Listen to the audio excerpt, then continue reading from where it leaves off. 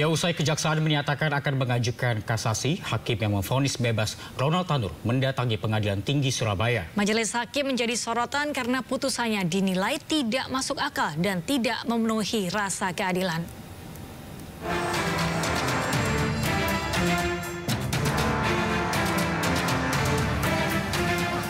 Di tengah sorotan publik, hakim yang memvonis bebas Gregorius Ronald Tanur, Erin Tuah Damanik, mendatangi Pengadilan Tinggi Surabaya, Jawa Timur, Jumat siang.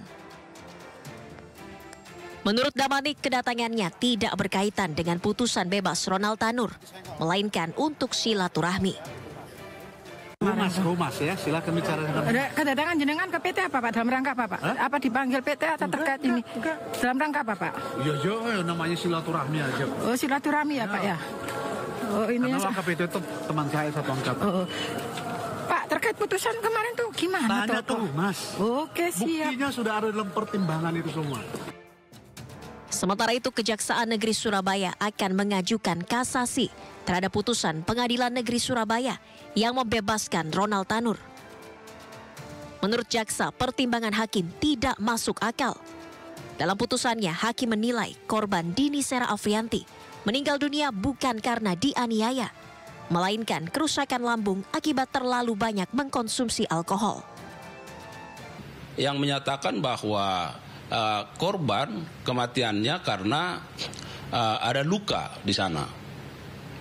Nah, sehingga jika misalnya hakim hanya melihat dari sisi bahwa tidak ada saksi yang langsung melihat atau karena pengaruh alkohol, saya kira ini kurang tepat. Ya. Nah, kemudian kalau kita lihat secara logika hukumnya dan fakta-fakta yang ada, bahwa pada saat kejadian ini kan antara korban dengan terdakwa itu berada pada waktu dan ruang yang sama. Kemudian ada fakta yang menyatakan percekcokan antara pelaku dan korban. Kemudian korban pelaku melakukan penamparan ya atau pemukulan terhadap korban. Nah, termasuk yang ditunjukkan oleh CCTV dan visum itu ya. Nah, sehingga kalau kita lihat fakta-fakta ini, seharusnya hakim melihat ini harus lebih komprehensif.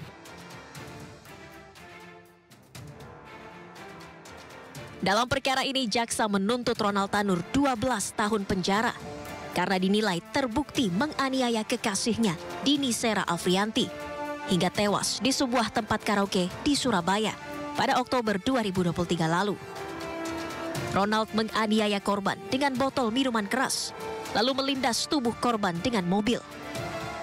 Kasus ini menarik perhatian publik, terlebih Ronald Tanur merupakan anak dari mantan anggota DPR Edward Tanur.